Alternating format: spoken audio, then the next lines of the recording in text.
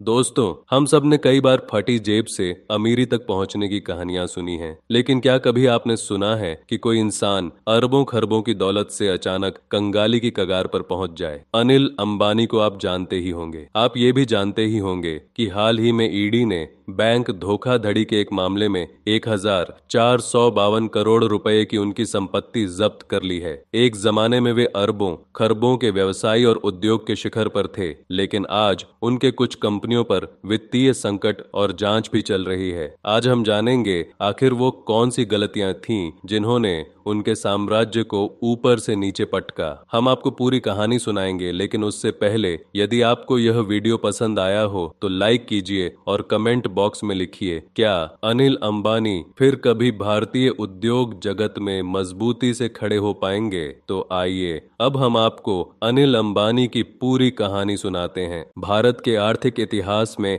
जब भी किसी ऐसे परिवार का जिक्र होता है जिसने पूरी एक पीढ़ी को उद्योगों, नवाचारों और साहसी व्यापारिक निर्णयों के मायने समझाए हों, तो उस सूची में अंबानी परिवार का नाम सबसे ऊंचे स्थान पर दिखाई देता है, क्योंकि इस परिवार ने न केवल पेट्रोकेमिकल उद्योग में क्रांति लाई, बल्कि देश को आधुनिक आर्थिक ढांचे की ओर ले जाने में भी एक अद्वितीय भूमिका निभाई। और इसी परिवार का एक प्रमुख चेहरा अनिल धीरूभाई अंबानी कभी उस चमकते शिखर पर खड़ा था जहां से भारत की बड़ी से बड़ी कंपनियां उनकी रणनीति, उनके विजन और उनके विस्तारवादी विचारों को देखकर प्रभावित होती थीं। लेकिन समय की करवट ने उसकी यात्रा को उतार चढ़ाव, विवाद, संघर्ष और अभूतपूर्व चुनौतियों के उस मोड़ पर भी पहुंचा दिया जहां आज उनका नाम लगभग प्रतिदिन किसी न किसी वित्तीय जांच, कानूनी कार्रवाई और संपत्ति जब्ती के समाचारों में दर्ज होता है। अनिल अंबानी का जन्म 4 जून 1959 को उस मुंबई में हुआ था जो तब व्यापार, कपड़ा मिलों, शेयर बाजार और महत्वाकांक्षाओं की एक उभरती हुई नगरी मानी जाती थी,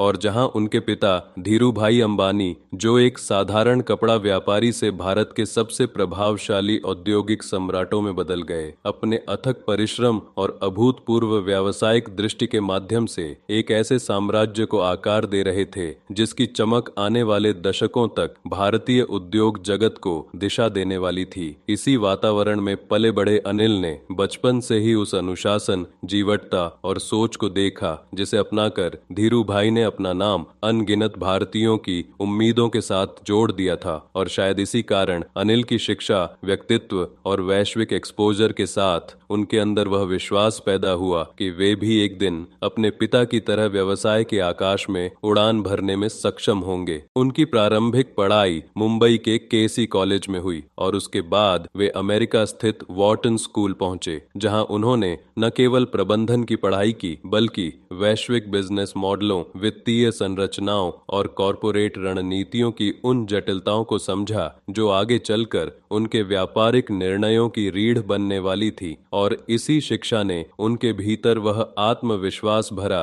कि वे अपने परिवार की विरासत को अंतर्राष्ट्रीय स्तर पर एक नई दिशा दे सकते हैं। सन 2002 में धीरूभाई अंबानी के निधन ने न केवल भारत के उद्योग जगत में एक खालीपन छोड़ दिया, बल्कि अंबानी परिवार के भीतर उस नेतृत्व और नियंत्रण को लेकर भी प्रश्न खड़े कर दिए जिसके बारे में धीरूभाई ने कोई औपचारिक उत्तराधिकार योजना नहीं लिखी थी। और यही कारण था कि धीरे धीरे अनिल और मुकेश के बीच व्यापारिक मतभेद गहराने लगे। दोनों की सोच अलग थी। मुकेश का रुझान पेट्रोकेमिकल और मूल व्यवसाय में था, जबकि अनिल वित्त, दूरसंचार, मीडिया, इंफ्रास्ट्रक्चर और सेवाओं जैसे क्षेत्रों में भविष्य देख रहे थे। और अंततः 2005 में उनकी मां कोकिलाबेन अंबानी ने हस्तक्षेप करके समूह का विभाजन कराया, जिसके तहत मुकेश को तेल, गैस और पेट्रोकेमिकल व्यवसाय मिला, जबकि अनिल को टेलीकॉम, पावर, वित्तीय सेवाएं, मनोरंजन और इंफ्रास्ट्रक्चर जैसे बड़े और तेजी से फैलते हुए क्षेत्र सौंपे गए। यह विभाजन जितना महत्वपूर्ण था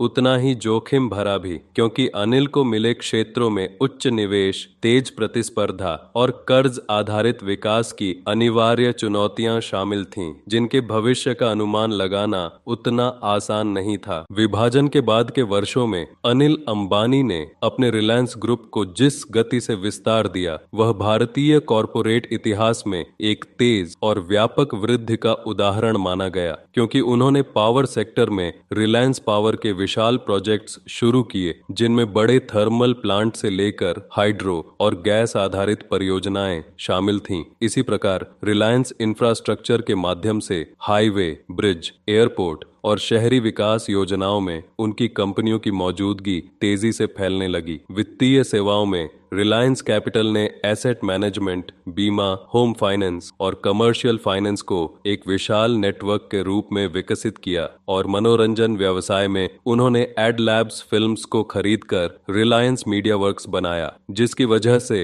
वे हॉलीवुड और बॉलीवुड के कई बड़े प्रोजेक्ट से जुड़ गए। उनके telecom venture Reliance communications RCom ने शुरुआती वर्षों में भारतीय टेलीकॉम सेक्टर में एक बड़ी हलचल पैदा की, और कई शहरों में सीडीएमए नेटवर्क की मजबूती के कारण आरकॉम को एक समय देश की सबसे तेजी से बढ़ती टेलीकॉम कंपनी माना गया। उस समय ऐसा प्रतीत होता था कि यदि सब कुछ इसी मार्ग पर चलता रहा तो अनिल अंबानी अपने क्षेत्र में मुकेश के बराबर या शायद उससे भी आगे निकल सकते हैं, क्योंकि उनका साम्राज्य विविध, तेजी से फैलता हुआ और कई क्षेत्रों को एक साथ जोड़ता हुआ दिख रहा था। लेकिन समय के पहिए अचानक उसी गति से उलटने लगे जिस गति से विस्तार हुआ था, क्योंकि टेलीकॉम सेक्टर में 4G और बाद में 5G टेक्नोलॉजी के उभार ने CDMA और पुरानी GSM सेवाओं को अप्रासंगिक बना दिया, जबकि दूसरी ओर जियो के प्रवेश ने पूरे टेलीकॉम उद्योग को ऐसे रूप में बदल दिया जहां RCOM के लिए प्रतियोगिता लगभग असंभव होती चली गई और कंपनी भारी कर्ज के बोझ से दबती चली गई। धीरे धीरे यह कर्ज इतना बढ़ गया कि कंपनी संचालन बनाए रखने में असमर्थ हो गई और अंततः वह दिवालियापन प्रक्रिया में चली गई। इसी प्रकार रिलायंस कैपिटल और रिलायंस इंफ्रास्ट्रक्चर जैसे व्यवसाय भी चल रहे कर्ज, बढ़ती प्रतिस्पर्धा और रेटिंग एजेंसियों द्वारा जोखिम स्तर बढ़ाए जाने के चलते गहरे वित्तीय संकट में फंसने लगे। इन घटनाओं ने न केवल कॉरपोरेट जगत को चौंकाया, बल्कि भारतीय जनता को भी यह सोचने पर मजबूर कर दिया कि कैसे कभी भारत के शीर्ष औद्योगिक घरानों में गिने जाने वाले अनिल अंबानी एक ऐसे वित्तीय जाल में फंस गए जिसकी परतें जितनी खुलती गईं उतनी ही चौंकाने वाली हो गईं। पिछले कुछ वर्षों में अनिल अंबानी के व्यवसायों पर जो सबसे बड़ा संकट आया वह था विभिन्न बैंकों से लिए गए हजारों करोड़ रुपए के लोन की जांच, जिनमें आरोप था कि इन लोन का उपयोग गलत तरीके से किया गया। कुछ राशि संबंधित कंपनियों के बीच घुमाई गई, कुछ धन विदेशों में भेजा गया और कई ट्रांजैक्शनों में पारदर्शिता नहीं दिखाई गई। ठीक इसी बिंदु से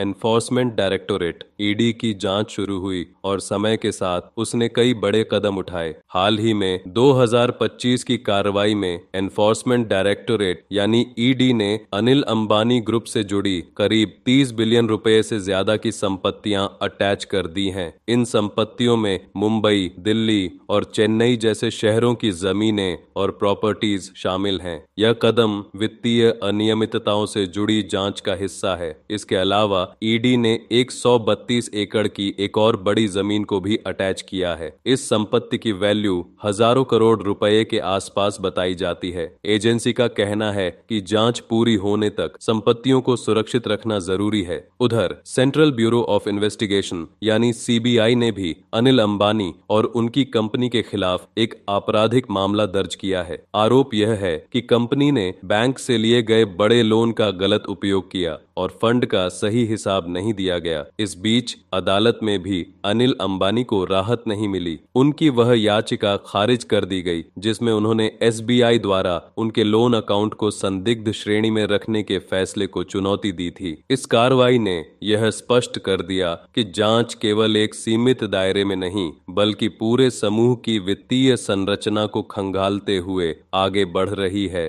और आने वाले समय में और भी खुलासे संभव हैं। व्यापार और विवादों की इस भीड़ के पीछे एक ऐसा मानवीय पक्ष भी है जो अक्सर सुर्खियों से दूर रहा जाता है। अनिल अंबानी की पत्नी टीना अंबानी, जो एक समय बॉलीवुड की प्रसिद्ध अभिनेत्री थीं, हमेशा उनके लिए एक शांत, स्थिर और संतुलित सहारा बनकर खड़ी रहीं। उनके दो बेटे जय अनमोल और जय अनशुल आज समूह के आंशिक कार्यभार संभाल रहे हैं और परिवार एक ऐसे दौर को देख रहा है जहां उन्हें अपनी पहचान, अपने सम्मान और अपने वित्तीय अस्तित्व को फिर से मजबूत करने की आवश्यकता महसूस हो रही है। अनिल अंबानी का व्यक्तित्व मूल रूप से शांत, विनम्र और संयत माना जाता है और जो लोग उन्हें नजदीक से जानते हैं वे कहते हैं कि वे हमेशा से अपने काम में बेहद केंद्रित और अनुशासित रहे हैं। लेकिन परिस्थितियों ने उन्हें जिस कठिन राह पर पहुंचा दिया, उससे बाहर निकलने के लिए केवल रणनीतिक योग्यता ही नहीं बल्कि अदम्य साहस और समय की अनुकूलता की भी आवश्यकता पड़ेगी। आज सबसे बड़ा प्रश्न यह है कि क्या अनिल अंबानी एक बार फिर उस संघर्ष से बाहर निकल पाएंगे जिसने उनके साम्राज्य को लगभग जड़ से हिला दिया है? क्या वे अपने समूह को पुनर्गठित कर पाएंगे, निवेशकों का भरोसा वापस ला पाएंगे, कानूनी चुनौतियों का समाधान ढूंढ पाएंगे और क्या वे फिर कभी भारतीय उद्योग जगत में मजबूती से खड़े हो पाएंगे? ये वे प्रश्न हैं जिनका उत्तर समय ही देगा। लेकिन इतना अवश्य कहा जा सकता है कि उनकी कहानी केवल एक व्यक्ति या एक परिवार की कहानी नहीं है, बल्कि यह भारतीय कॉरपोरेट इतिहास में एक महत्वपूर्ण उदाहरण है कि कैसे महत्वाकांक्षा, प्रतिस्पर्धा, जोखिम, अवसर और असफलताएं मिलकर एक ऐसी कथा का निर्माण करती हैं जो आने वाली पीढ़ियों के लिए एक सबक भी है और एक रहस्य भी।